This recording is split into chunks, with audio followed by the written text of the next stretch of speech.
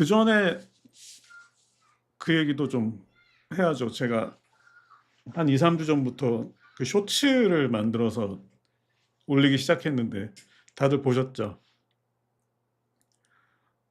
어떤 생각을 했었냐면은 예전에 지금도 그런 걸 많이 하는지 모르겠는데 예전에 고양이 님도 안녕하세요.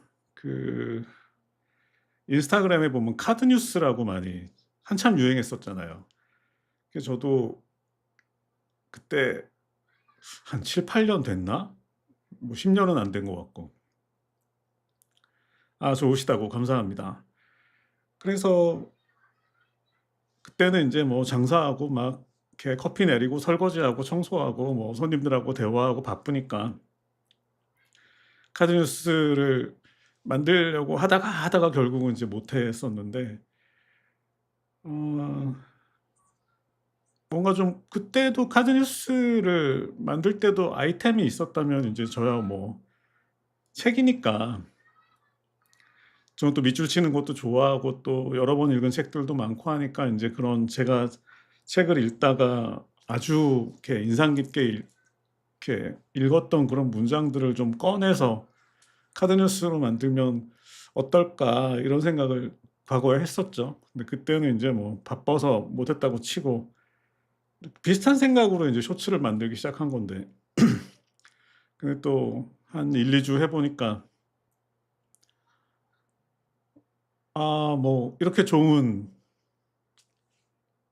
이게 이제 동영상이 가능한 건데 이렇게 좋은 걸 또 그냥 너무 가볍게 만드는 것도 좀 아닌 것 같아서 이번 주부터 약간 포맷을 바꿨죠. 예. 그래서 뭐 너무 많이는 아니고 그냥 하루에 한 개 정도씩만 뭐 낮 12 시에 딱 맞춰서 인제 예약 걸어 놓으면 되니까 그렇게 하루에 한 개 정도 씩만 인제 좀 공개해도 괜찮겠다. 물론 뭐 제가 좋아하는 문장들을 뭐 모든 분들이 다 좋아해 주실 거라고 생각되지는 않지만 그래도 또 10개 올라가면 그중에 또 한두 개는 또 마음에 드는 게 있으실 수도 있고 또 그것 때문에 또 그 책에 대해서 그 작가에 대해서 또 관심을 갖게 되실 수도 있으니까 그래서 그냥 그렇게 가벼운 마음으로 시작을 했는데 인제 점점 인제 좀 뭔가 뭐랄까 좀 재미를 느껴 가지고 '좀 바꿔 보면 어떨까?' 그래서 인제 이번 주에 바꿨죠. 네. 근데 글쎄요. 모르겠어요. 또 한 2-3주 지나 봐야 되겠지만 어 이렇게도 바꿔 보고 또 가만히 지켜보다가 또 저렇게도 바꿔 보고 뭐 이렇게 하다 보면 '어떤 스타일이라는 것도 나올 수 있지 않을까?' 뭐 라는 생각도 들고 또 저는 무슨 일을 할 때 제가 가장 중요하게 생각하는 거는 제가 재밌어야 되거든요. 네. 지금 한 2주 정도 쇼츠 한 50개 정도 올린 것 같은데 재밌어요. 점점 재밌어요. 예. 그래서 나리님 안녕하세요. 네. 쇼츠 좋으시다고. 제가 재밌으면 저는 이제 계속하거든요. 어차피 소스는 뭐 네 많으니까. 네. 굳이 뭐 AI의 도움을 받지 않아도 되니까. 그래서 이게 재밌어서 또 이런 식으로 또 좀 또 해 보고 또 그러다가 또 좋은 아이디어가 생각이 나면 또 바꿔 보고 그러다 보면은 뭔가 또 이 피터캣 채널 피터캣만의 어떤 그 스타일이 나오지 않을까? 뭐 근본적으로는 카드 뉴스의 정도의 그 콘텐츠지만 계속해서 이거를 하다 보면 '점점 더 발전하지 않을까?' 뭐 이런 생각도 들고 마카롱 님도 쇼츠에 계시 해 주시네요. 감사합니다. 네. 네. 그래요. 네. 더 글쎄요. 뭐 근데 뭐 이런 약간 답답한 느낌을 좋아하는데 뭔가 더 좋은 게 있을 것 같은데 근데 재미있는 게 뭔가 제가 뭐 편집이나 디자인 쪽에는 전혀 문외한이지만 뭐 거의 문외한이라고 봐도 되겠지만 그래도 뭔가 짧은 영상이지만 거기에는 뭐 어떤 그 액션도 있고 그다음에 콘텐츠도 있고 또 재미있는 게 저희 채널은 거의 음악을 사용하지 않잖아요. 음악이나 뭐 사운드 효과 같은 걸 거의 사용하지 않는데 오늘도 끊기신다고? 잠깐만.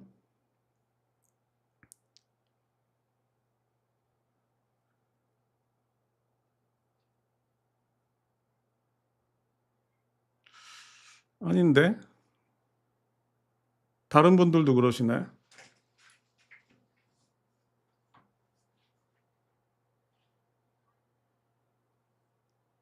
한번 일단은 한 번은 좀 화면을 껐다 켰다 해 보시는 것도 도움이 될 수 있을 것 같고, 지금 네트워크는 제가 계속 아까부터 계속 째려보고 있는데 네트워크 연결 상태는 상당히 좋거든요. 네. 수연 님은 괜찮으시고. 뭐 끊기시면 한번 껐다 켜 보시는 것도 괜찮을 것 같습니다. 뭔가 약간 지금 전혀 지금 어떤 문제가 있는지를 모르는 상황에서 저도 이렇게 앉아 있으려니까. 근데 지난주에 문제가 있었던 부분은 잡은 것 같은데, 또 그게 뭐 만에 하나 천에 하나는 복합적인 문제일 수도 있는 거니까 어쨌든 또 다른 또 문제가 있을 수도 있겠죠. 그래서 저도 지금 제가 핸드폰 시작할 때 좀 끊겼었어요. 제 것도 안 돼 가지고 제가 지금 핸드폰 여기다 놓고 보고 있는데, 시작할 때 좀 문제가 있어서 저도 계속 껐다 켰다 했는데 지금은 좀 잘 돌아가고 있는 것 같거든요. 긍정의 이름으로 님도 네 잘 보고 계시다고. 쇼츠 얘기하고 있었죠. 카드 뉴스라는 그런 것도 뭐 제가 흔히 드는 비유가 그거거든요. 같은 뭐 계란 한 개를 가지고 요리를 하더라도 어느 셰프가 어떤 방식으로 요리를 하느냐에 따라서 결과물은 달라지는 거잖아요. 그러니까 뭐 물론 이제 좋은 달걀을 써야 되겠지만, 그러니까 일단 저는 뭐 좋은, 제가 좋다고 생각하는 문장들은 꽤 많이 알고 있으니까 그런 것들을 얼마만큼 재미있게, 뭐 짧고 재미있게 그렇게 전달할 수 있을까, 뭐 그런 고민을 앞으로도 계속 네 하게 될 것 같다. 반응이 생각보다 굉장히 좋아서, 제가 유튜브 시작하고 나서 이렇게 뭔가 반응이 이렇게 직관적으로 오는 경우는 처음이어 가지고 네 저도 약간 놀라고 있는데, 여러분들도 뭐 앞으로 계속해서 뭐 제가 조금씩 바꿔 가겠지만 그냥 하루에 한 장 정도 카드 뉴스 본다 생각하시면 뭐 크게 부담은 없지 않으실까 싶습니다. 뭐 결과는 사실 가장 재미있는 일은 어찌 보면 가장 이렇게 쉽게 할 수 있는 일일 수도 있다는 생각이 들어요.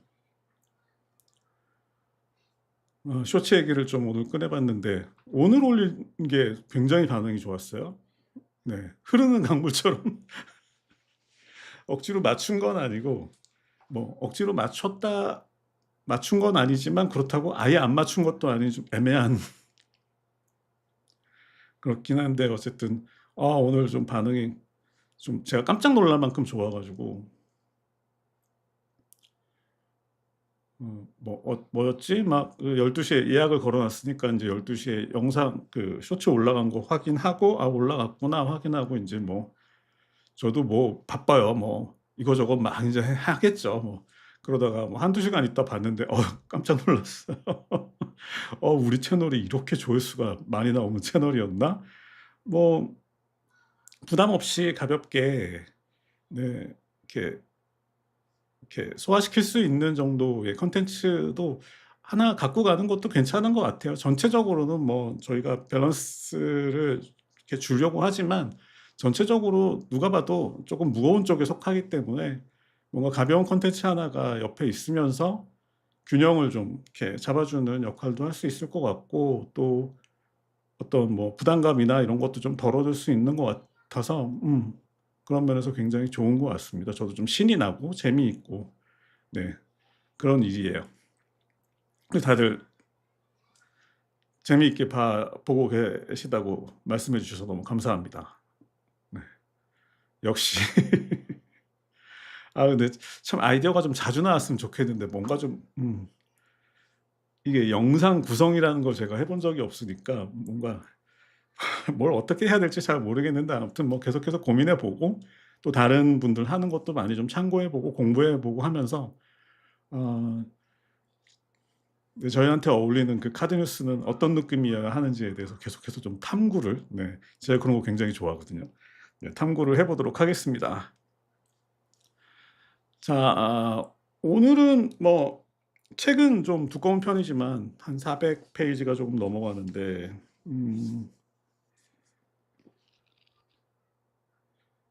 뒷담화를 좀 할 것도 있는데 그거는 끝나고, 네, 끝나고 이제 후토크 시간에 하면 될 것 같고, 뭐 굳이 약간 본격적으로 비판하기에는 그거는 제가 봐도 딴지인 것 같고, 전체적으로 그럼에도 불구하고 아주 좋은 작품인 건 분명하기 때문에 굳이 뭐 안 좋은 얘기부터 뭐 시작할 필요는 없을 것 같고, 어 일단은 좋은 얘기 먼저 하고, 클래식 음악 쇼츠가 나왔을 때의 충격과 같은, 뭐 그런, 클래식도 그런 식으로 또 처리할 수 있겠네요. 그러니까 오늘은 전체적으로 좀 소개 시간에는 뭐 길지는 않을 것 같습니다만 좀 짧게 좀 좋은 점, 그러니까 제가 개인적으로 느꼈던 이 책의 장점들, 그리고 조금 이렇게 제가 오늘 원고를 좀 작업을 해봤는데, 이분이 작가님이 거의 한 30년째 대학에서 문학을 강의하시는 분이잖아요. 그런데 이제 소설은 처음 쓰신 거죠.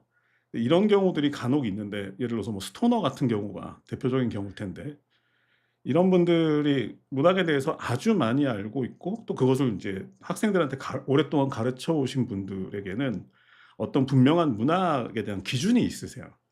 그리고 그런데 이제 글은 처음 쓰는 거죠. 근데 그런 부분에서 약간 이제 뭐랄까, 약간 좀 딱 맞지 않는 그런 느낌은 좀 있긴 한데, 근데 그럼에도 불구하고 문학을 오랫동안 강의하셨고 문학에 대한 분명한 자기만의 생각이 있으신 분이기 때문에 굉장히 그런 생각들을 이 책에 잘 녹여내셨어요. 그래서 저는 가능하면, 저는 책을 원래 그런 식으로 읽는 걸 좋아하니까, 이 자리에 계신 분들은 아마 이 책을 다 즐겁게 보셨을 것이고, 그래서 저는 오늘 소개 컨셉을 고민을 하다가, 그러니까 생각 없이 봐도, 네, 아주 좋은 책이고 감동적인 책이고 또 뭐 눈물이 나기도 하는 그런 책이지만, 여러분들이 왜 이 책을 통해서 감동을 느끼게 되고, 그런 또 아름다운 사람들을 통해서 작가는 궁극적으로 무엇을 말하고자 했는지를 한번 찾아보는 것도 좋을 것 같아서 저는 좀 그쪽으로 좀 준비를 했고, 음 그래서 뭐 보신 분들도 아마 제 얘기를 들어보시면 '아, 그래서 내가 그렇게 공감을 느꼈구나.'라고 생각하실 수도 있을 것 같고, 또 아직 안 보신 분들은 '아, 이러한 책이었구나, 이 책이.' 제가 알기로는 이 책이, 이게 좀 약간 호불호가 있어 가지고 좋은 분들은 그냥 쭉 가는데, 또 어떤 분들은 좀 처음에 좀 지루하다라는 느낌을 받아서 좀 읽다가 마는 경우들도 많다고 들었는데, 그런 분들도 오늘 제 얘기를 한번 들어보시면 왜 내가 그렇게 느꼈는지 또 좀 아실 수 있게 되지 않을까 싶습니다. 그럼 시작할까요? 네. 오랜만에 베스트셀러 한 편을 준비했습니다. 네, 베스트셀러라는 이름이 아깝지 않은 아주 좋은 소설이었죠. 자, 그럼 시작하겠습니다. 안녕하세요. 피터캣 북클럽 104번째 시간. 오늘 소개할 작품은 매우 아름답고 감동적인 작품이죠. 바로 지난 2023년 발표된 미국 작가인 셀리 리드의 흐르는 강물처럼입니다. 이 책 좋아하는 분들이 이미 많으신데 아마도 오늘 이후로 조금 더 늘어나지 않을까 싶습니다. 먼저 간략하게 작가 소개하고 본격적인 이야기를 시작해 보도록 하겠습니다. 작가 셀리 리드는 1962년 미국 콜로라도에서 태어났습니다.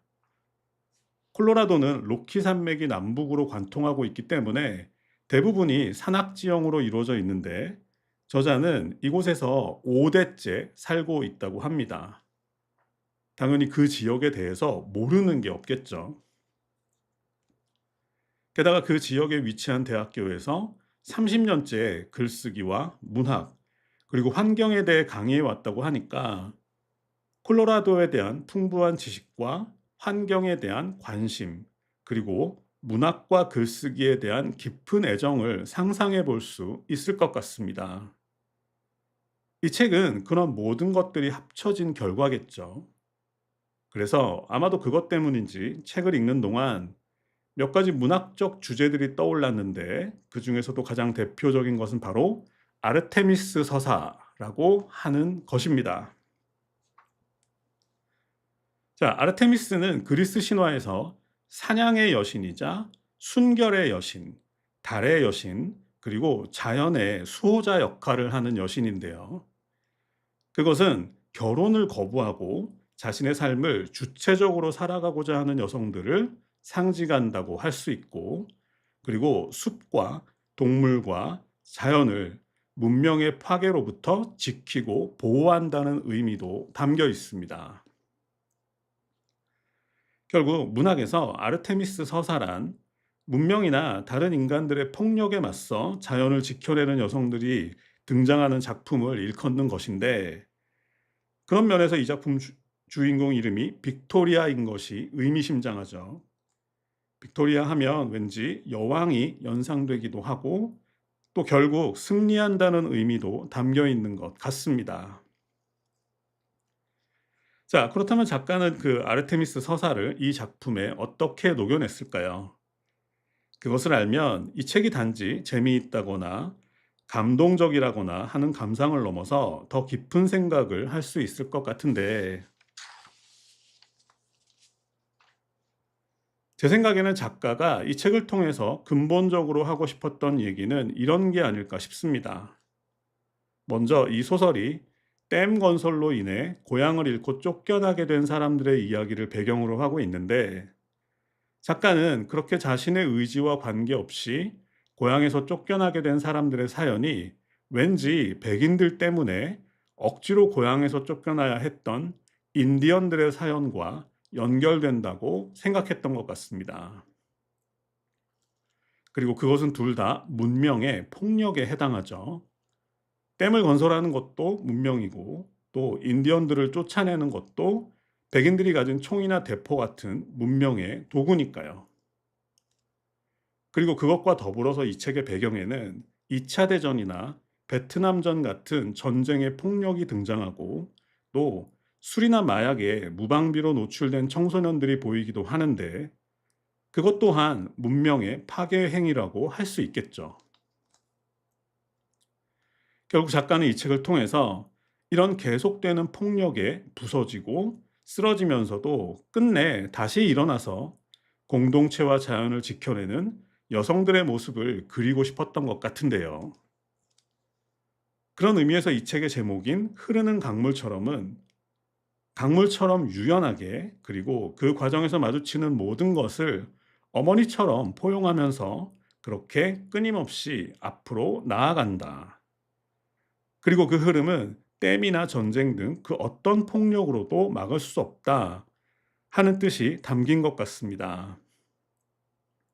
개인적으로는 원제인 Go as a River가 더 적절한 것 같은데, 어쨌든 이 책은 어떤 종류의 폭력에도 굴하지 않고 계속해서 쓰러지면서도 끝내 앞으로 나아가는 이 시대의 아르테미스들에 관한 이야기라고 생각하면, 이 책에 등장하는 모든 사건이나 상징들이 더 또렷하게 보일 것 같고, 그리고 그런 장치들을 아주 정교하게 배치한 작가의 능력과 노력에 더욱 감탄하게 될 것 같습니다. 자, 그럼 평범한 17살 소녀였던 토리가 빅토리아로 변신하는 과정, 지금부터 살펴보겠습니다. 자, 1948년 미국 콜로라도의 아이올라라는 지역에는 17살 된 토리라는 이름의 소녀가 있었습니다. 어머니와 이모는 5년 전 교통사고로 세상을 떠났고, 지금은 무뚝뚝한 아버지와 사고 뭉친 남동생, 그리고 전쟁에서 다리를 잃고 휠체어에 의지하고 있는 이모부와 함께 살고 있습니다. 엄마와 이모가 세상을 떠난 건 토리가 12살 때였습니다. 그때부터 그녀는 당시 미국 시골에 살았던 여자라면 누구나 했어야 할 일을 떠안게 되었는데, 그것은 매일 아침 5시 반에 일어나서 남자들 아침을 차리고 집안일을 하고 텃밭과 닭장을 돌보고 아버지의 과수원 일을 돕는 것이었습니다. 물론 그것에 대해서 그녀는 그 어떤 의문도 품지 않았습니다. 누구도 토리의 사정 같은 건 신경 쓰지 않았기 때문에 그냥 그런가 보다 하고, 그렇게 여자가 되는 것에 대한 누구의 도움이나 배려도 받지 못한 채, 게다가 스스로도 뭐가 뭔지 모르는 채 그렇게 살아야 했던 거죠. 결국 아무것도 아닌 존재였다는 것인데, 이 책을 통해서 우리는 그렇게 평범했던 톨이라는 존재가 어떤 과정을 거쳐서 특별한 존재로 거듭나게 되는지 지켜보게 되겠죠. 하지만 그 전에 먼저 이 소설에서 가장 중요한 상징으로 등장하는 복숭아에 대해 알아야 할 것 같습니다. 토리의 집안은 할아버지 때부터 복숭아 과수원을 운영하고 있습니다. 그 지역은 토양과 기후가 적합하지 않아서 복숭아 재배가 힘들었는데, 토리의 할아버지가 수십 년간에 걸친 각고의 노력 끝에 성공한 거죠. 게다가 일단 성공하고 나니까 산악지방 특유의 큰 기온차 덕분에 당도가 매우 높은 과일을 얻을 수 있었다고 합니다. 결국 이 책에서 복숭아는 인간의 노력에 대한 자연의 선물, 또는 자연과 인간 사이의 깊은 교감의 결과를 상징한다고 볼 수 있는데, 책 속에 자주 등장하는 복숭아를 한 입 베어 물었을 때 과즙이 팔뚝을 타고 흘러내리는 장면은 자연과 인간이 깊이 교감하는 순간을 나타내는 것 같습니다. 게다가 그런 장면은 행복할 때뿐만 아니라 가장 불행한 순간에도 등장하는데, 그것은 심지어 불행할 때조차도 한 번 맺어진 자연과 인간의 연결고리는 끊기지 않는다 하는 걸 상징하는 것 같습니다. 그러던 토리가 자기 자신에 대해 눈을 뜬 것은 마을에 나갔다가 윌슨 문이라는 이름의 인디언 청년과 마주친 후였습니다. 자기도 누군가에 대해 특별한 감정을 가질 수 있다는 것과, 그리고 역시 누군가에게 특별한 사람이 될 수 있다는 것을 깨달은 순간이었는데, 그것은 자신이 지금까지처럼 아무것도 아닌 존재가 아니라 누군가에게 사랑받을 수 있고, 또 적극적으로 누군가를 사랑할 수 있는 독립적이고 주체적인 존재라는 사실을 자각한 순간이기도 했습니다. 사랑하는 사람과의 만남을 통해서 특별한 존재로 거듭날 수 있게 된 거죠.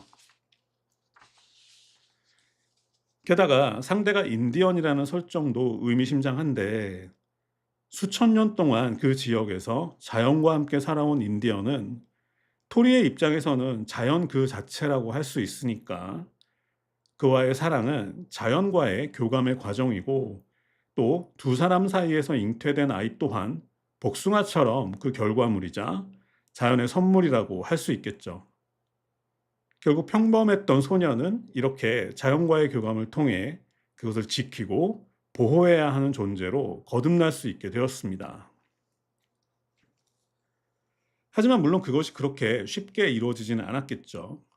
이 책에는 아무 이유도 없이 인디언들을 증오하고 차별하는 인간들도 등장하는데, 그들을 대표하는 것이 바로 토리의 남동생이었고, 결국 그는 술에 취해서 친구와 함께 윌슨 문을 살해하고, 이에 분노와 위협을 느낀 토리는 그들을 피해서 뱃속의 아이를 지키기 위해 깊은 산속에 버려진 사냥꾼의 산막으로 몸을 피하게 되고, 그리고 출산하기까지 그곳에서 점차 자연의 일부가 되어가는 과정을 체험하게 됩니다.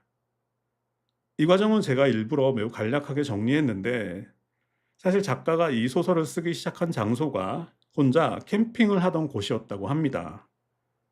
그래서 그런지 토리가 자연과 하나가 되는 과정이 매우 자세하고 아름답게 묘사되어 있으니까 꼭 직접 확인하시기 바라겠고요. 어쨌든 그렇게 힘들게 출산하고 또 소중한 아들까지 얻었지만, 산속에서 홀로 아들을 키울 방법은 없었습니다. 두 번째 시련이 찾아온 거죠. 이대로 함께 굶어 죽던지, 아니면 자식을 살릴 수 있다면 아들과 헤어지더라도 그렇게 했어야 했는데, 결국 토리는 두 번째 방법을 선택할 수밖에 없었습니다. 아이를 안고 산길을 한참이나 걸어 내려간 끝에 소풍에 나온 어느 가족을 발견한 거죠. 게다가 그 가족에게도 신생아가 있었기 때문에 그들이라면 자신의 아이도 받아줄 것 같았습니다. 그래서 결국 그들의 차에 몰래 아이를 눕혀놓고 떠나게 되는데, 처음에는 목숨보다 소중한 아기를 누군지도 모르는 사람들에게 맡기는 게 옳은 일인가 싶기도 했지만, 생각해보니 작가는 한 명의 아르테미스가 아니라 여러 명의 아르테미스를 말하려 했구나 싶었습니다. 그러니까 각자, 때로는 함께 고난을 헤쳐나가는 여성들의 유대와 연대에 관한 이야기라는 것이죠. 자, 이제 토리는 혼자서 집으로 돌아왔습니다. 하지만 그녀가 떠나기 전과는 사정이 많이 달라졌는데, 동생은 살해 혐의를 받고 다른 도시로 쫓겨났고, 이모부 또한 자신의 가족에게로 돌아갔고, 혼자 남은 아버지는 폐병에 걸려 있었습니다. 아버지는 아마도 토리를 다시 찾기 위해서 먼저 자신의 아들을 신고하고, 이모부를 가족에게로 돌려보내고, 그러고 나서도 밤낮으로 딸을 찾아다니다가 병에 걸린 것 같은데, 그런데 막상 토리가 돌아왔을 때는 이미 더 이상 손을 쓸 수 없는 상태였습니다. 하지만 그런 상태에서도 아버지는 다시 돌아온 딸을 위해서 말없이 두 사람의 몫의 식사를 준비하고, 그리고 마지막 복숭아 수확까지 모두 끝낸 다음에야 눈을 감게 됩니다. 아버지의 말없는 사랑이 느껴지는 장면이기도 하고, 그리고 자기 몫의 시간을 온전히 감당한 다음에야 다음 세대에게 자리를 내어주는 한 농부의 모습이 보이기도 하는 장면인 것 같습니다. 하지만 토리의 시련은 거기서 끝나지 않았습니다. 댐 건설로 인해서 아이올라가 수몰될 예정이라는 통보를 받게 된 거죠. 이렇게 또다시 위기가 찾아왔지만, 하지만 이제 그녀의 이름은 토리가 아니라 빅토리아였습니다. 계속되는 시련은 그녀를 고통스럽게 했지만, 한편으로는 강한 여성으로 단련시키기도 한 것인데, 그렇게 빅토리아로 다시 태어난 그녀는 자신의 할아버지와 아버지, 그리고 어머니를 포함한 자신의 고향과 윌슨 문과 자신의 소중한 아이에 대한 그리움까지, 그 모든 것들을 지키기로 마음먹게 됩니다. 그 모든 것들을 상징하는 소중한 복숭아 나무들을 전부 살리겠다는 결심이었죠. 자, 이제 두 가지 이야기가 남았는데요. 첫 번째는 복숭아 나무들을 지키기 위해 토리가 대학을 찾아가서 식물학 교수에게 도움을 청하고, 그렇게 해서 새로 이주할 장소를 구하고 학생들과 함께 나무들을 전부 옮겨 심는 과정입니다. 그곳에서 토리는 과거 자신의 할아버지가 그랬던 것처럼 10여 년이라는 세월에 걸쳐서 나무들을 보살폈고, 마침내 예전처럼 좋은 품질의 복숭아를 생산해낼 수 있었습니다. 그야말로 흐르는 강물처럼 삶에서 만난 상처들을 끌어안고, 또 막히면 돌아가고 하면서 끝내 바다로 나아가게 된 것인데,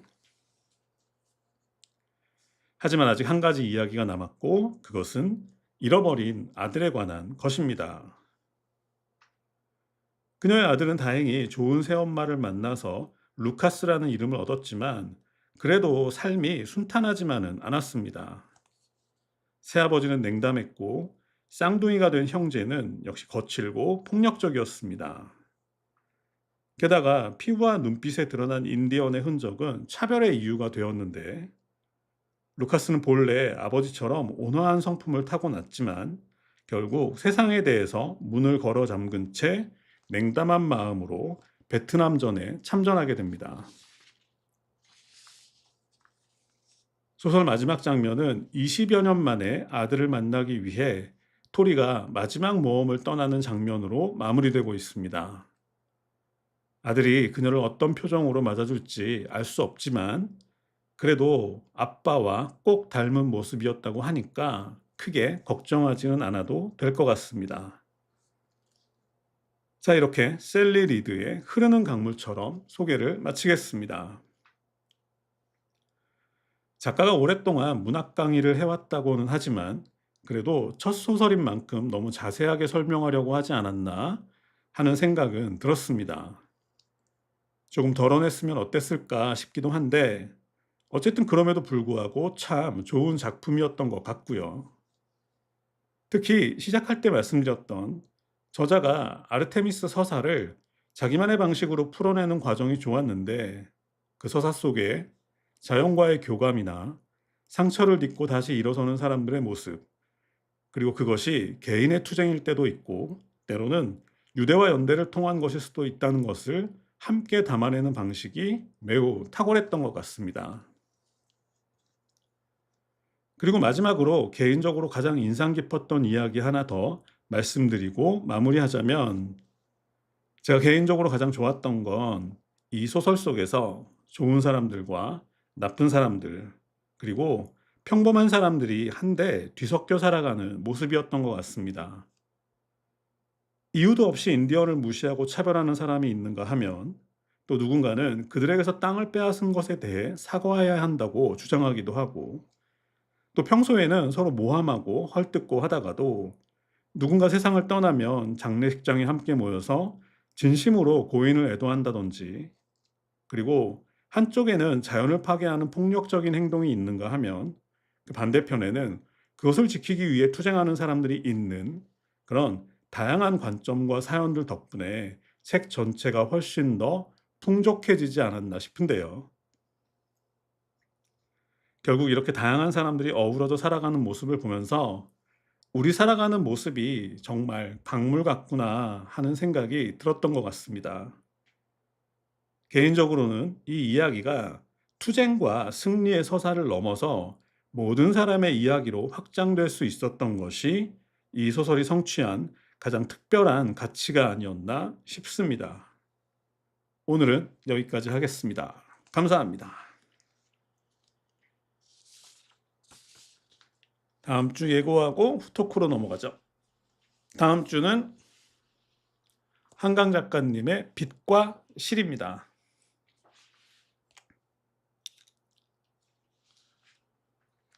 처음에 읽어보고 약간 고민을 했었어요. 음,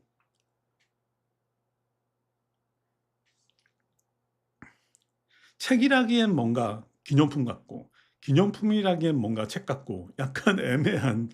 근데 또 곰곰 생각해 보니까 한강 작가님이 노벨상을 수상하신 지 이제 반년이 넘어가는 지점에서 한 번쯤 그 이야기를 다시 꺼낼 때가 되지 않았나. 그리고 고맙게도 작가님은 또 그런 이야기들을 짧지만 아주 강렬하게, 어찌 보면 이 책에 수록되어 있는 한두 페이지만 가지고도 몇 시간씩 얘기할 수도 있는 그런 얘기들이 아주 간결하게 담겨 있어서, 아, 이제 반년여가 지난 시점에서 한 번쯤 작가님의 이야기를 다시 들어볼 때가 되었다라는 생각이 들어서 준비하게 되었고, 많은 분들이 보셨거나 사놓고 대기 중이시거나 할 텐데, 아니면 살까 말까 고민 중이실 텐데 이번 기회에 지르셔도 좋을 것 같습니다. 자, 수고하셨습니다. 후토크하고 마무리하겠습니다. 오늘은 뭐 끊김없이 잘 갔나요? 책 사서 도착한 뒤 좀 했는데 이건 이것대로. 그러니까 뭐 처음에는 약간 책이라기엔 기념품 같고 기념품이라기엔 책 같은 이 애매한 느낌은 뭘까라고 생각을 했는데, 생각해 보니까 '책이면서도 동시에 기념품이라는 게 더 좋은 거 아닌가?'라는 생각도 들었어요. 네. 그런 게 필요하죠.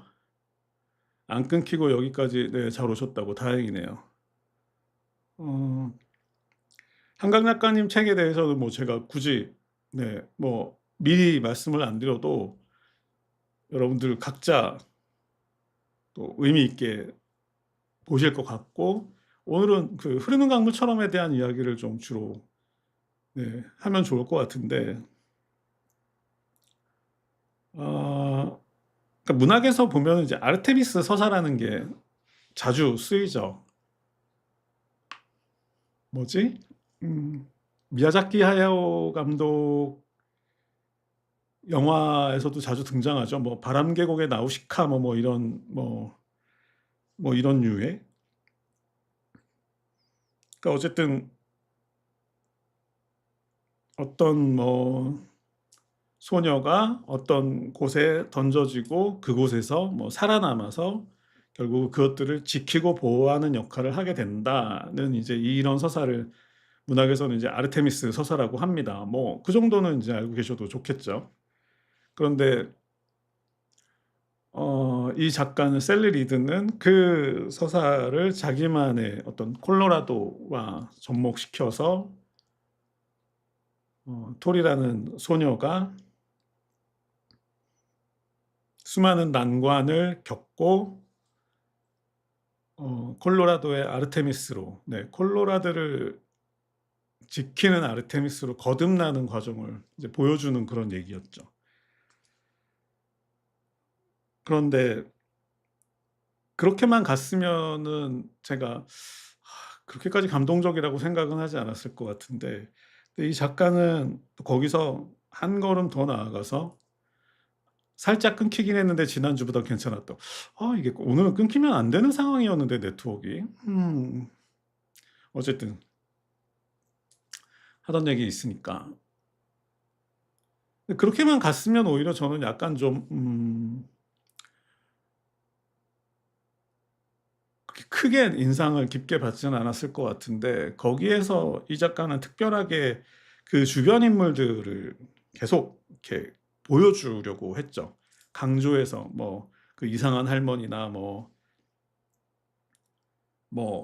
수많은 사람들을 계속해서 막 보여주려고 했는데, 이게 인제 아무리 아는 게 많고 경험이 많아도 그러니까 소설을 쓰는 게 처음이다 보니까 그런 부분에서 좀 제가 좀 답답했던 것도 좀 있었어요. 좀 얼마든지 그런 것들을 효과적인 방식으로 보여줄 수 있었는데, 작가가 너무 제대로 아마 잃어버린 시간을 찾아서를 좋아하는 분인 것 같아요. 그래서 책 곳곳에 인제 프루스트의 향기가 느껴지기도 했는데, 어쨌든 그렇게 프루스트를 좋아하는 분이시다 보니까 뭔가 어떤 캐릭터를 소개할 때 굉장히 좀 공을 들여서 소개를 하려고 노력하는 그런 모습들을 봤어요. 처음에는 그래서 그게 좀 너무 좀 이렇게 '곁가지에 너무 에너지를 낭비하는 거 아닌가?' 솔직히 이렇게 생각을 했었어요. 그러다 보면 이게 주변에 에너지가 집중이 되면 이 본질적인 부분에서 그게 떨어질 수밖에 없고, 그리고 이 책은 그래서 그것 때문에 결국 그렇게 됐어요.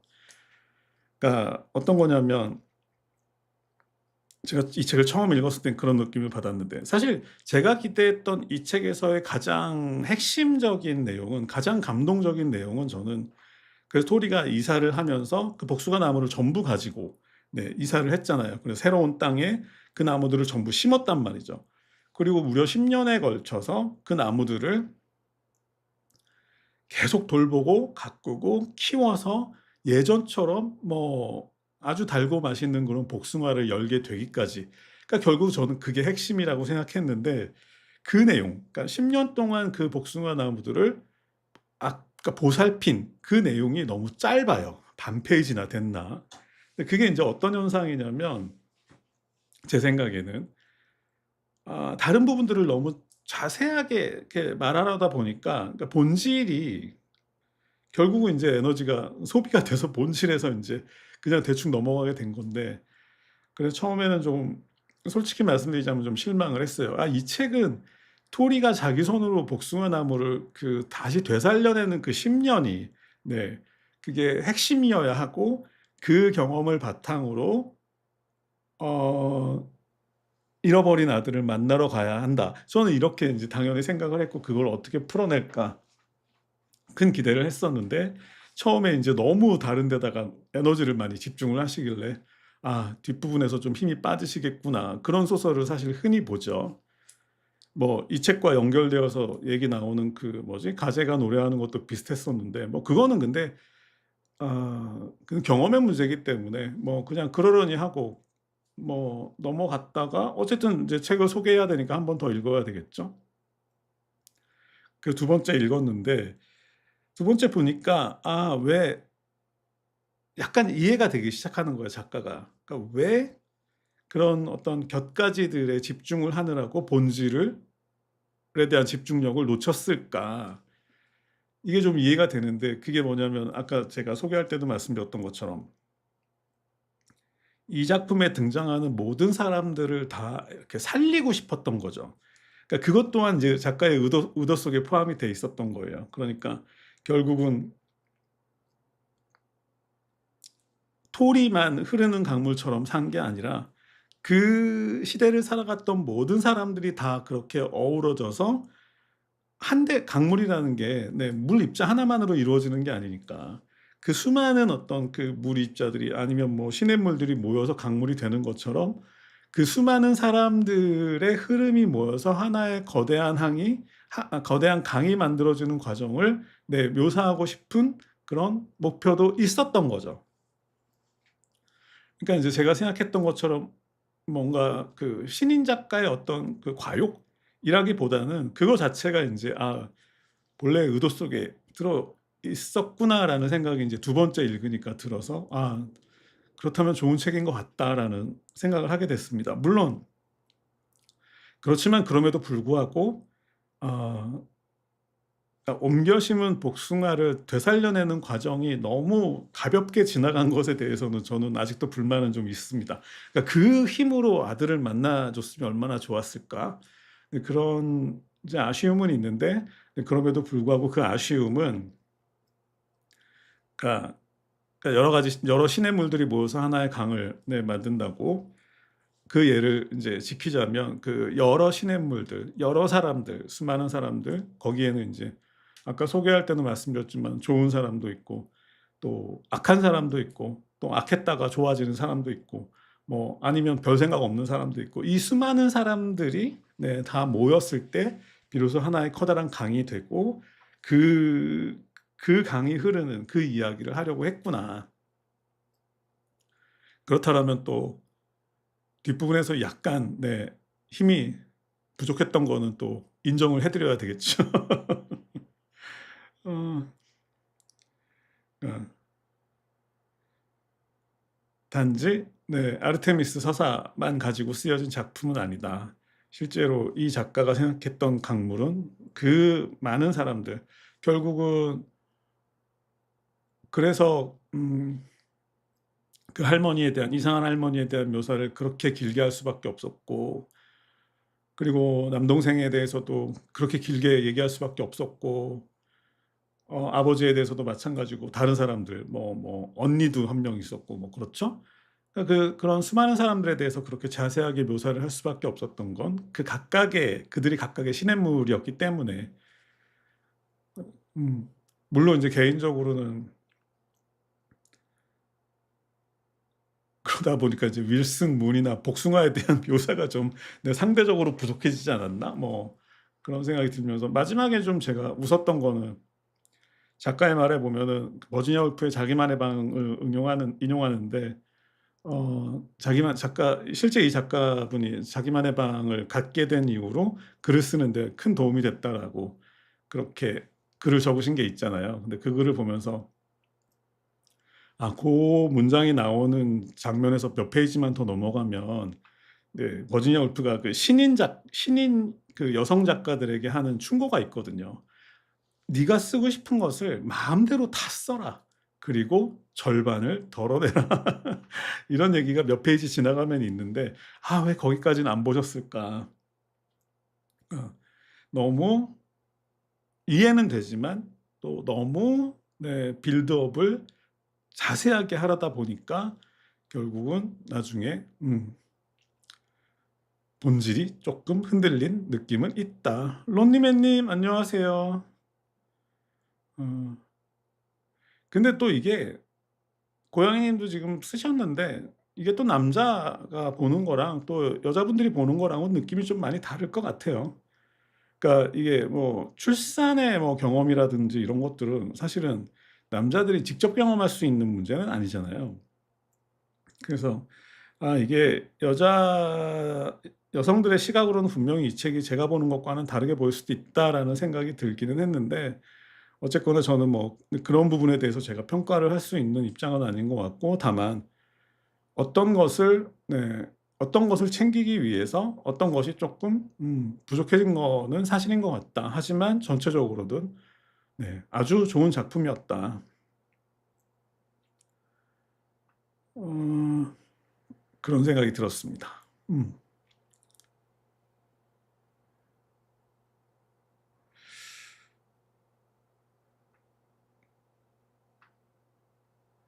글쎄요. 이거는 뭐 근데 비판이라고 하기는 좀 그렇죠. 네. 그냥 개인적인 아쉬움.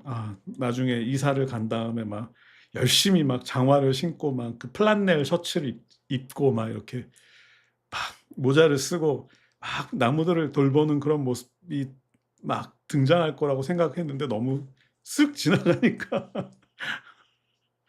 네 그게 좀 개인적으로 아쉬웠던 것 같고, 만약에 거기서 에너지가 쫙 모아졌다면 그 에너지를 가지고 아들을 만날 때 뭐랄까 훨씬 더 좀 그 여신 아르테미스의 느낌이 훨씬 더 들지 않았을까. 음 그렇죠. 여성의 시각에서는 좀 다르게 보일 수 있겠는데, 어쨌든 뭐 제가 그런 부분에 대해서 제가 뭐 함부로 아는 척할 수는 없을 것 같고, 근데 개인적으로 뭐 기왕 이 얘기가 나왔으니까 개인적인 의견 하나 말씀드리자면은, 지금 이 책이 1948 년부터 1971 년까지 가는 책인데, 제가 알기로 1948 년도에 미국은 극단적으로 보수적인, 여기 인제 그 토리의 엄마 얘기가 나오잖아요. 어릴 때 토리 엄마가 얼마나 엄격했는지, 얼마나 보수적이었는지, 그리고 또 얼마나 또 편협했는지도 나오잖아요. 그 이상한 할머니에 대해서 엄마가 그 하는 행동을 보면 아이들한테 쳐다도 보지 말라고 하잖아요. 인사는 고사하고 쳐다도 보지 말라고 할 정도로, 그러니까 아주 그 40 년대 말 미국의 보수적이고 종교적이고 게다가 편협한 그런 환경인데, 이게 인제 이런 부분은 우리가 미국 역사를 좀 더 알면은 더 재밌게 느껴졌을 텐데, 거기에서 토리가 17살 먹은 토리라는 여자애가 길거리에서 우연히 만난 어떤 인디안 청년하고 눈이 맞아 가지고, 그러니까 어찌 보면 인제 뭐 어른들이 싫어하는 온갖 짓을 다 해 버리잖아요. 근데 저는 이 책에서 그 지점이 굉장히 좋았는데, 그게 왜냐하면, 근데 그렇게 막 둘이서 막 어린 것들이 별의별 짓을 다 하면서도 전혀 죄책감을 느끼거나 뭐 부끄러워한다거나 그런 느낌이 없어요. 너무 당당하고 너무 자신만만하고 너무 자기에게 주어진 선물을 즐기는 게 너무 느껴져요. 그러니까 결국은 약간 이걸 문학적으로 해석을 하자면 이렇게 변명을 할 수 있겠죠. 왜냐하면 윌슨 문이라는 인디언은 그냥 뭐랄까 메타포로 보자면 인간이라기보다는 어떤 자연의 선물 같은 거기 때문에, 당연히 자연과 인간이 공감하는 교감하는 장면은 '부끄러워할 게 없는 거 아니야?' 이렇게 인제 문학적으로 설명을 하고 핑계를 대고 넘어갈 수도 있겠지만, 하지만 그 40 년대 말의 미국의 보수적인 환경이라는 걸 고려하자면 '아니구나. 토리는 정말 당당한 여자였구나.' 하는 쪽에 저도 좀 더 이렇게 무게 중심이 쏠리는 거죠. 그러니까 어떤 자연과의 교감이라고 제가 아까 소개할 때는 말씀드렸지만, 그보다는 이 주인공은 윌슨 문이라는 사람을 만나서 가장 주체적이고 가장 독립적이고, 그러니까 주체적이고 독립적인 사람이니까 사랑도 자기가 원하는 대로 할 수 있는 거죠. 뭐랄까 즐길 수 있는 것들을 완벽하게 즐기려고 하는 거죠. 그 장면이 이렇게 보수적인, 아마 이건 작가의 의도가 있는 것 같습니다. 62 년생이면 지금 60대 중반 정도 되셨죠. 그러니까 그 시대의 미국을 좀 아실 것 같은데, 어쨌든 그러니까 그 시대에 에도 불구하고 그렇게 독립적이고 이렇게 주체적인 모든, 그러니까 자신의 매력을 완전히 파악하고, 그리고 상대를 두려움 없이 사랑할 수 있고, 그 모든 것에 대해서 어 이런 장면들도 있었죠. 그러니까 아 윌슨 군이 살해당한 다음에 자신이 임신했다는 걸 알고, 그리고 막 도망치고 막 혼자서 정말 힘들게 출산을 하고 하면서도, 뭐랄까, 자기가 이런 결과에 이르게 된 것에 대해서 단 한순간도, 그러니까 예를 들어 뭐 윌슨 문을 사랑했다거나 뭐 임신을 했다 어린 나이에 임신을 했다거나 하는 그러한 것에 대해서는 단 한순간도 죄책감을 느끼지 않잖아요. 왜냐하면 그건 너무 당연한 거니까. 아마 근데 그런 면이 저는 굉장히 좋았던 것 같아요, 당당했던 거. 물론 인제 좀 애매하긴 한데 네.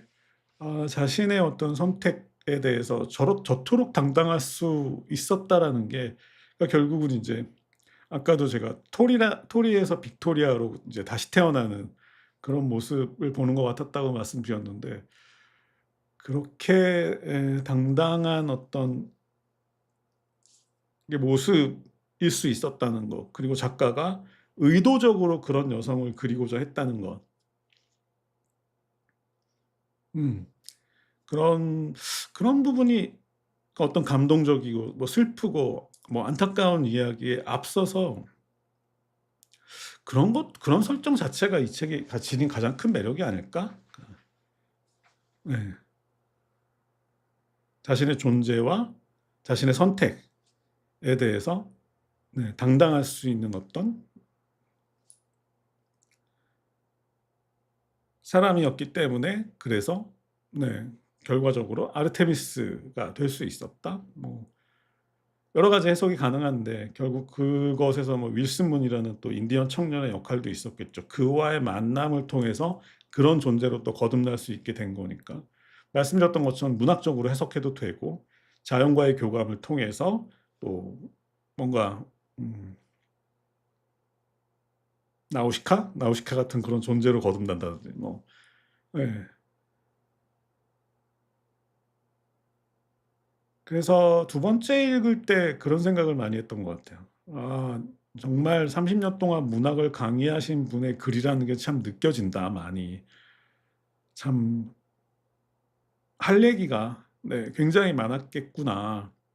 그런데 그 많은 이야기들을 이 한 권의 책에 이렇게 몰아넣는다라는 게 정말 쉬운 일이 아니었을 텐데, 그러니까 처음에 저는 인제 처음 읽었을 때는 뭔가 좀 강약 조절이 덜 된 듯한 느낌이 들어서 그게 좀 읽는데 불편하게 느껴졌었는데, 두 번째 읽을 때는 그래도 그렇게 많은 이야기를 이 한 권의 책에다 몰아 넣을 수 있었다라는 거. 그러니까 뭐 단지 그냥 때려 넣는 게 아니라 이야기가, 그러니까 연결되도록 그렇게 정교하게 배치할 수 있었다라는 거는, '이거는 정말 어떤 대단한 성취라고 볼 수도 있겠구나.'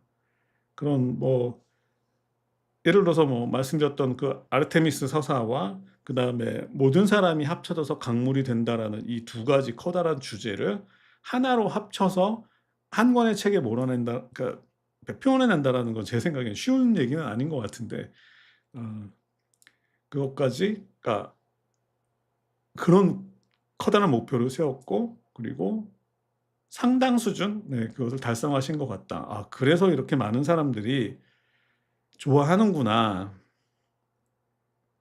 이런 생각이 들었습니다. 음.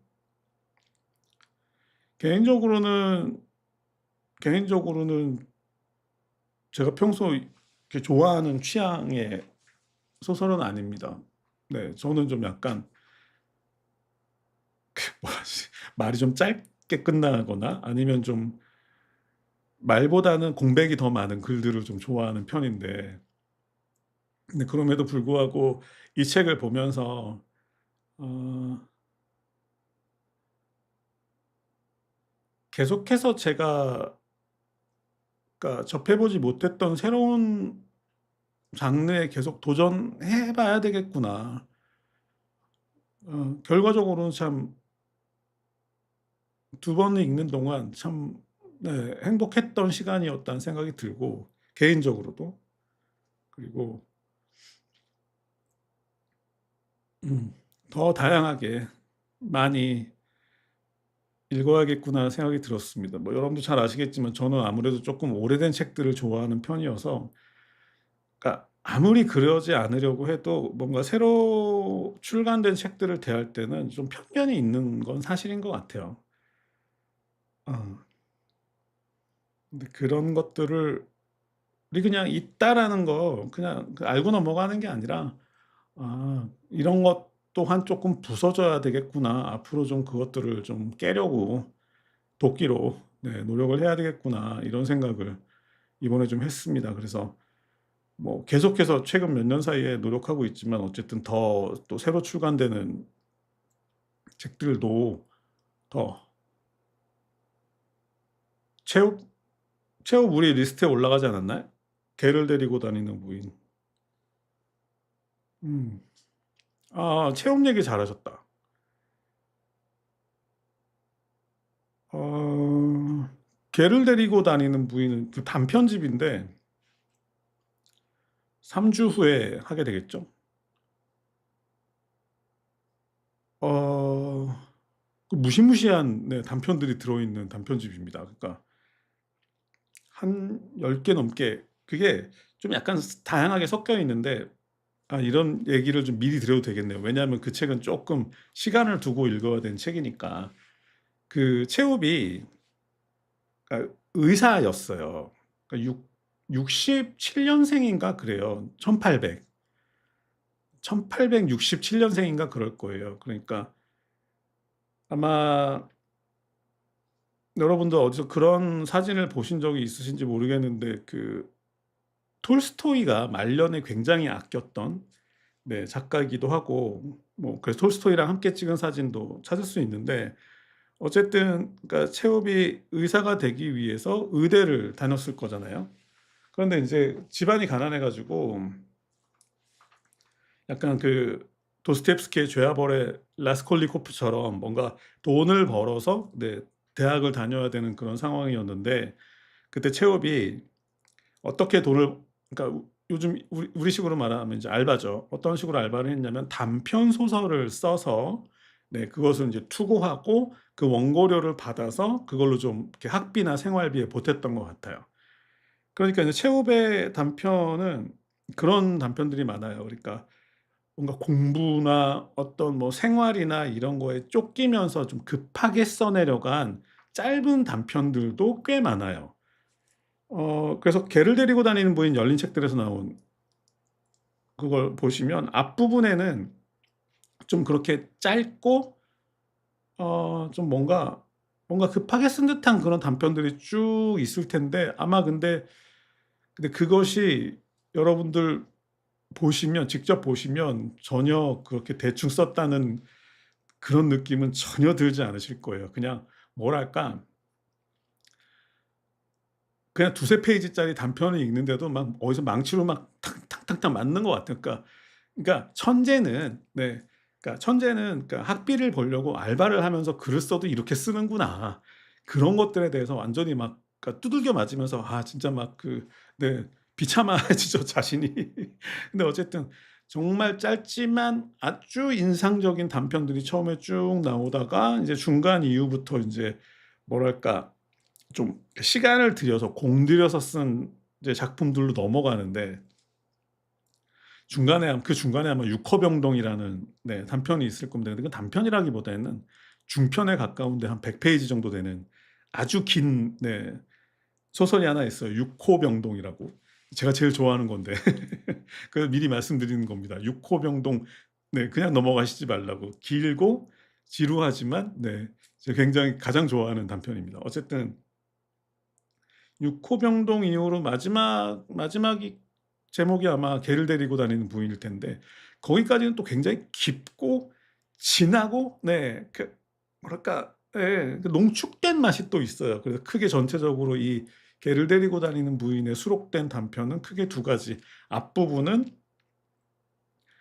막 돈을 벌기 위 학비를 벌기 위해서 시간에 쫓겨가면서 막 그 열심히 살아야 했던 거 어떤 대학생 시절에, 하지만 그때 또 그 나이가 또 아이디어는 또 그 뭐 폭발하는 그런 나이이기도 하니까.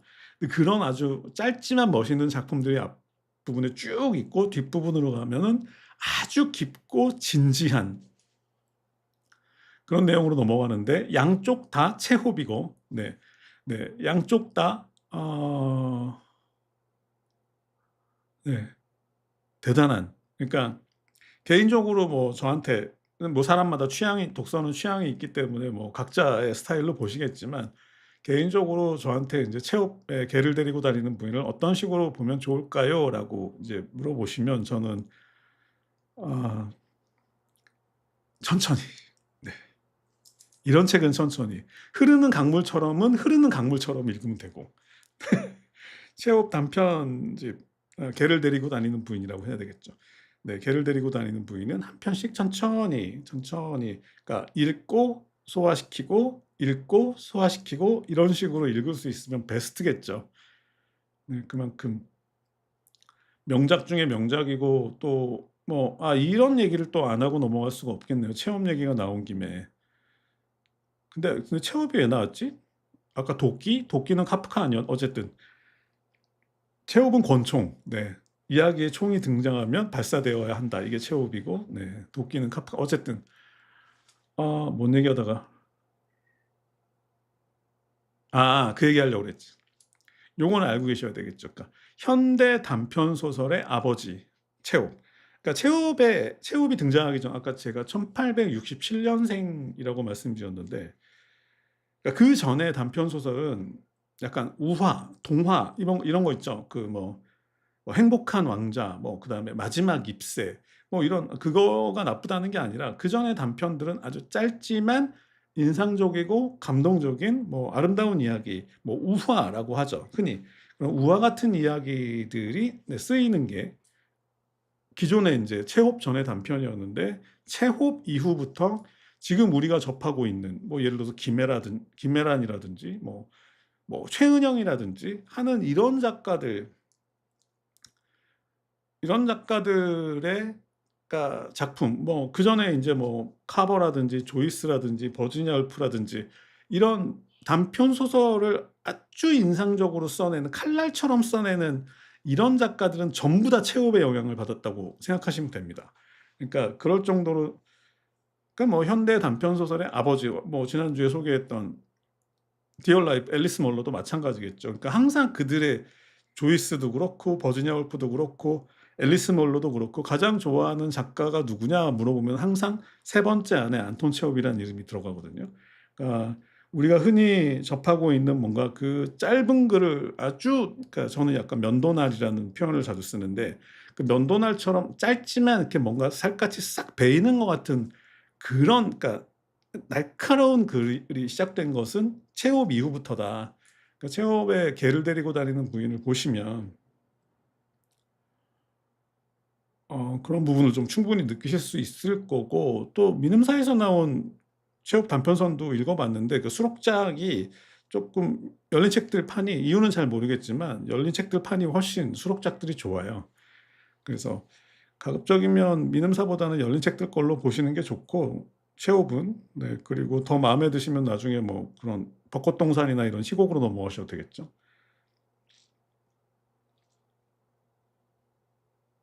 음. 체홉은 간결하다.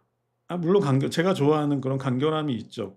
제가 요즘에, 여러분들 혹시 들어보신 분 계신지 모르겠는데, 제가 최근에 따로 읽고 있는 책이 그 마르그리트 듀라스의 책이 하나, 최근에 문학동네에서 하나 새로 나온 게 있어요. 동네공원이라고.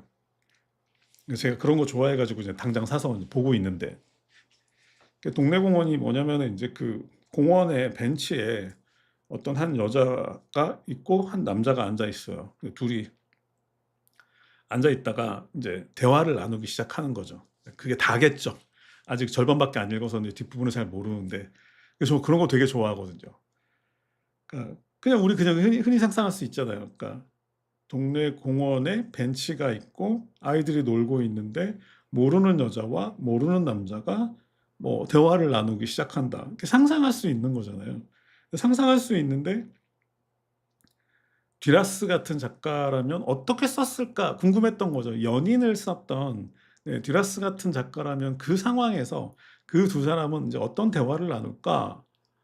뭐 이런 글들을 좋아하죠. 개인적으로는 지금 그래서 뭐 완전히 신나게 읽고 있는데 뭐 기회가 되면 소개를 하겠습니다마는 약간 그 고도를 기다리며 느낌도 좀 나고 그러니까 약간 뭐랄까 짧다라기보단 저는 좀 공백이 요즘은 여백보다는 공백이라는 표현을 좋아하는데 좀 공백이 있는 글을 좋아하는 것 같아요. 그 얼마 전에 뭐였죠? 다다를 수 없는 나라도 그랬고 또 그다음 주에 소개했던 것도 되게 공백이 좋았던 것 같은데 뭔가 좀 알베르 까미가 했던 말 중에 이런 얘기가 있죠. 그 "인간은 그가 말하는 것이 아니라 그가 침묵하는 것으로 인해 인간이다." 이런 말이 있는데 까미가 했던 말입니다.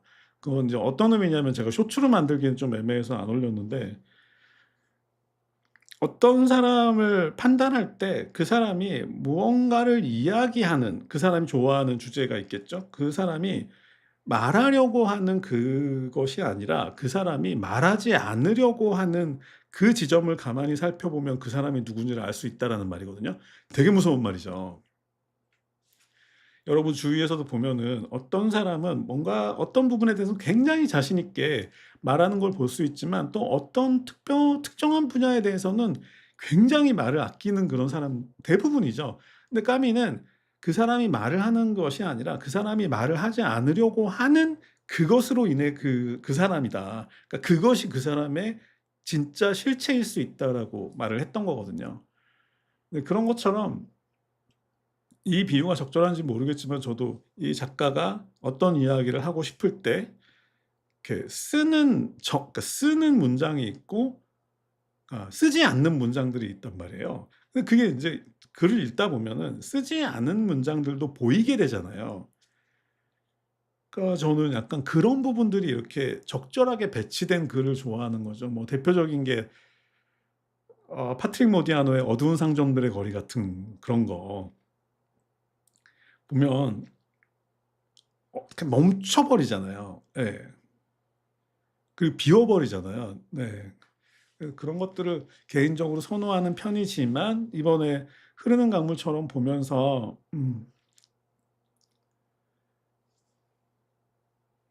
'아니다. 그것만 좋은 게 아니다.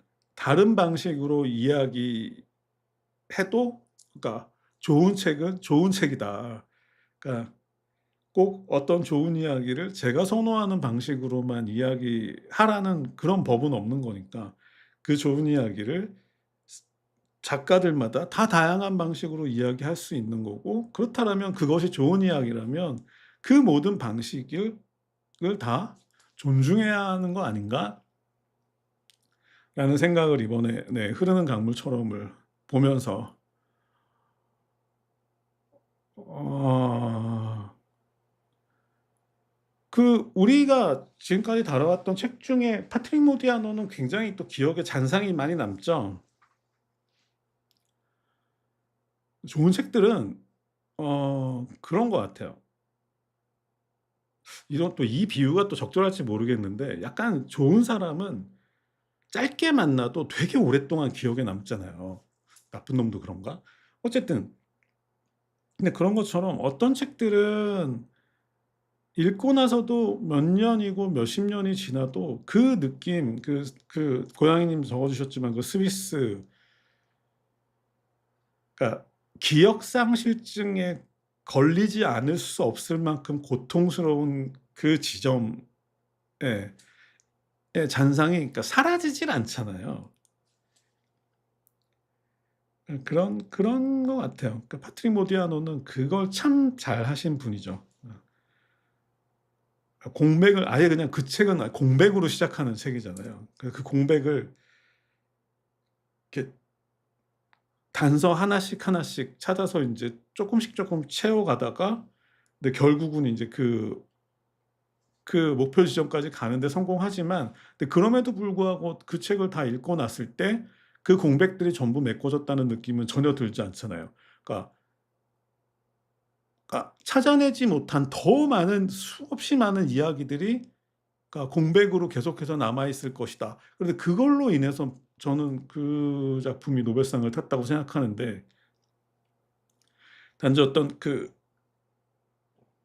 기억상실증에 걸릴 만큼의 어떤 충격적인 사건을 찾아가는 그런 단지 그런 이야기가 아니라, 이 책이 단지 아르테미스 서사인 게 아닌 것처럼, 단지 그런 게 아니라 그 찾아낸 그런 어떤 단서들 말고 찾아내지 못한 훨씬 더 많은 이야기들까지 합쳐져서 그 어두운 상점들의 거리라는 책으로 이렇게 다가오잖아요.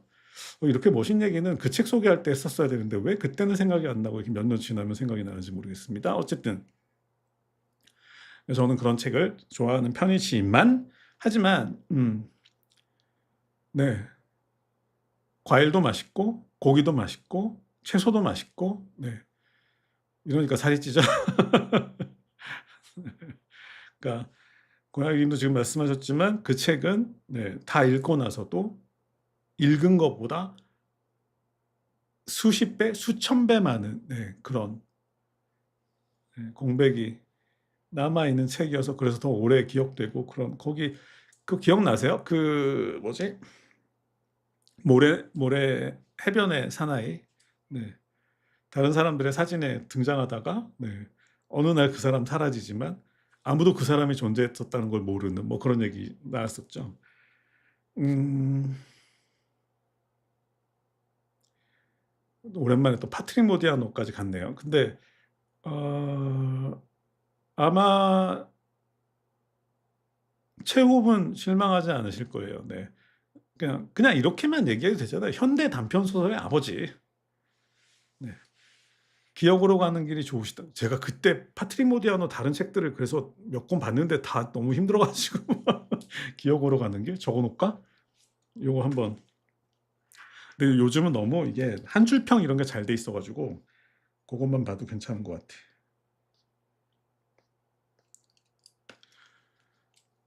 체홉은, 네.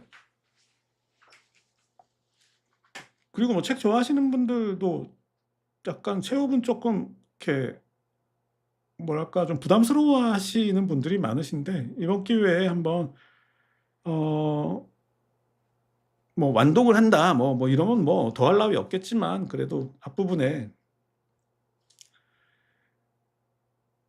저게 있을 거예요. 첫 번째인가 두 번째인가 보다. 두 번째 소설인가? 거기에 뭐 어느 관리의 죽음 뭐 이런 게 있을 텐데, 일단 제가 그 체육으로 낚시한다라는 보다는 약간 성경을 인용한 거죠. 사람을 낚는 어부가 되어라 뭐 이렇게 말씀하셨잖아요, 예수님이. 네, 그런 것처럼 제가 사람을 낚을 때, 체업을 낚을 때 이제 흔히 쓰는 미끼가 그 어느 관리의 죽음이라는 한 5페이지 되는 소설이 있을 거예요. 진짜 좋거든요. 뭐 그거라도 먼저 한번 보시면, 그렇게 체업이 뭐 너무 멀리 있고 너무 어렵고 너무 낯설고 뭐 너무 난해하고 뭐 이런 사람으로 느껴지시지 않을 거예요. 그 작품이 굉장히 짧고 쉬우면서도 그냥 체업이 발견했던 어떤 일상에서의 뭐랄까 약간 약간 예전에 우리 그 책 소개한 적 있었죠. 아노말리? 네. 그게 어떤 뜻이었죠? 뭐 이상? 그러니까 일반적인 일이 아닌 일이 발생했을 게 뭐였지? 아노말리가? 어쨌든 그런 느낌들을 체업이 정말 잘 찾아내거든요. 예. 그러니까 이런 거 같아요. 그러니까 사람들이 살아가는 모습을 누군가가 이제 관찰하고 있는 거죠. 그러니까 예를 들어서 저는 제가 이렇게 살아간다고 생각하지만, 제 옆에서 제가 살아가는 모습을 관찰한 사람은 제 생각과는 다른 얘기를 할 거잖아요. 그런 거를 아마 처음 시작한 사람이 체홉이었던 것 같아요. 그거를 누가 받았지? 카프카가 받았죠. 뭐 카프카만 받은 건 아닌데 그런 이제 관찰자, 3인칭 관찰자 시점으로 인제 딱 주인공을 보는 뭐 그런 것들은 인제 카프카의 주요 무기이기도 한데 어쨌든 그러니까 우리가 '내 일상은 이래.'라고 그냥 쉽게 생각하지만 그것을 바라보는, 그러니까 관찰하는, 아무 이해와 관계도 없고 저에 대해서 잘 알지도 못하는 사람이 그냥 바라볼 때 나는, 네, 나는 어떤 모습인가를 예 가장 잘 담아낸 작가가 체홉이 아닌가? 뭐 이런, 그러니까 체홉의 인제 단편 소설들을 얘기하는 건데, 이상 맞아. 이상인데 그게 이상이라고 하니까 네 이상의 날개가 또 생각이 나네요. 어쨌든 아노말리도 재밌었죠. 그러니까 네. 그런 것들을 생각하시면 그 생각하시고 그냥 가볍게 책을 주문하셔서 예 어느 관리의 죽음이라는 소설을 한번 먼저 보시면 아 그 뭐 우프다고 하죠. 네. 딱 한국 이제 우리말에 좋은 적절한 표현이 있는데 딱 우픈. 네. 그러면서 뭐랄까 공감을 확 하게 되는. 맞아. 그렇지. 자 어쨌든 뭐 오늘은 이쯤에서 마무리해도 될 것 같고 다음 주는 한강 작가님에 대해서 또 신나게 또 얘기할 수 있을 것 같고, 그리고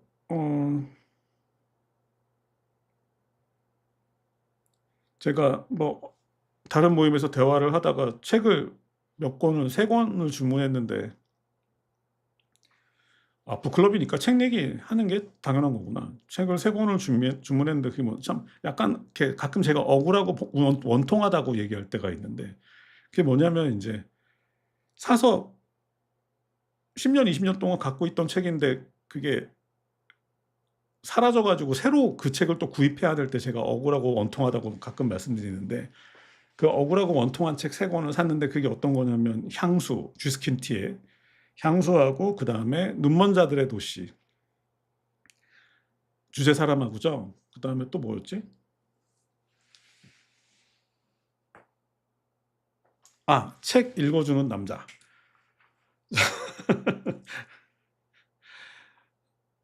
아 참 이걸 또 사야 되다니.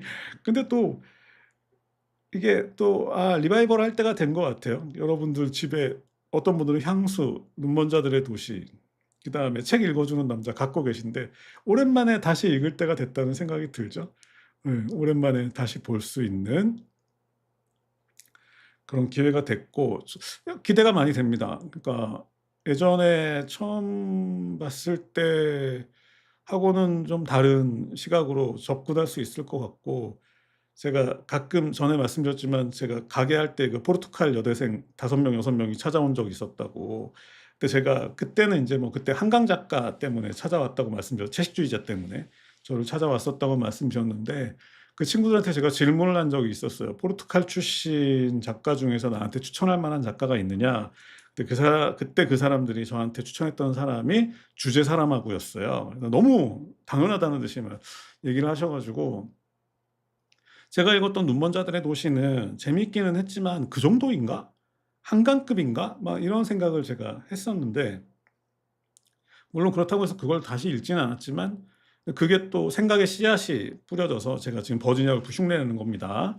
생각의 씨앗이 그 대화로 인해서 생각의 씨앗이 뿌려져서 이제 조금씩 인제 발화를 하고 있었나 봐요. 그 이 올 봄에 새싹이 이 버지니아 골프 흉내내는 거 재밌네.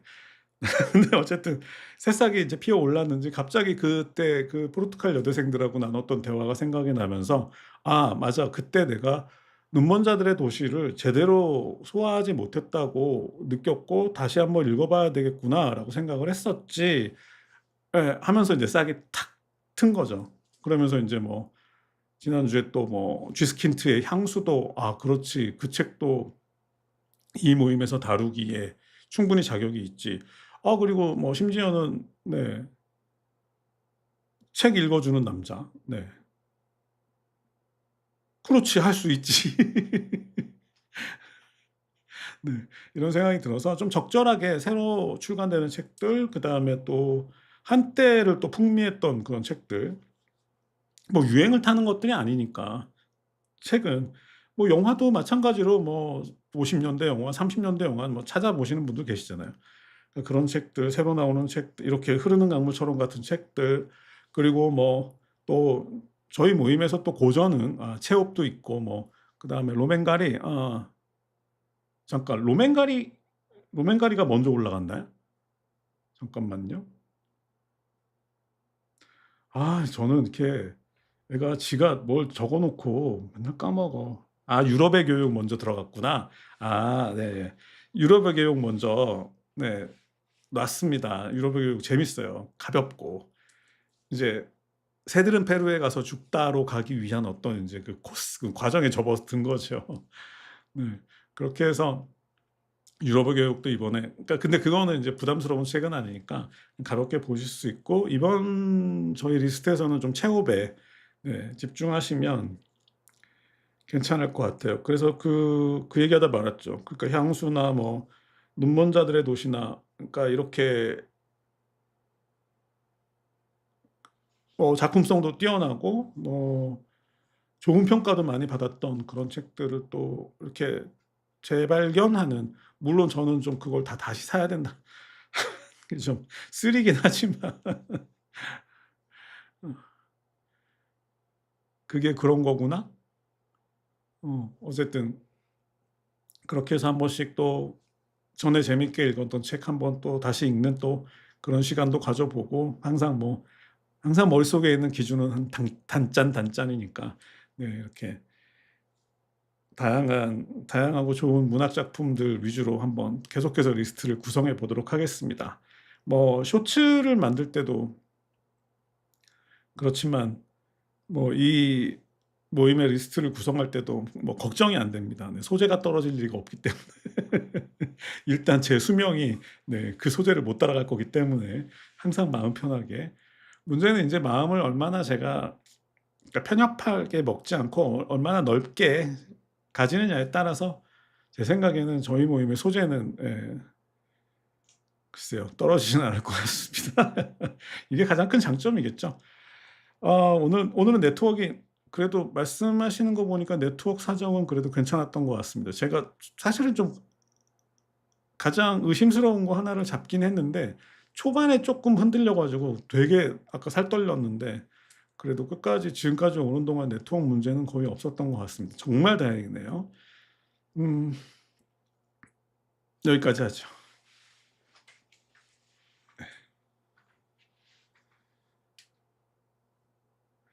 참, 근데 개인적으로 참 신기한 게 있는데, 제가 요즘에 막 이렇게 막 쇼츠도 만들고 막 책도 막 이거저거 막 맨날 뒤지고 막 읽고 막 쓰고 막 뭐 편집하고 있고 맨날 쇼츠 편집하고 있고 막 이러니까 또 너무 막 신나니까, 네, 정치에 관심이 없네.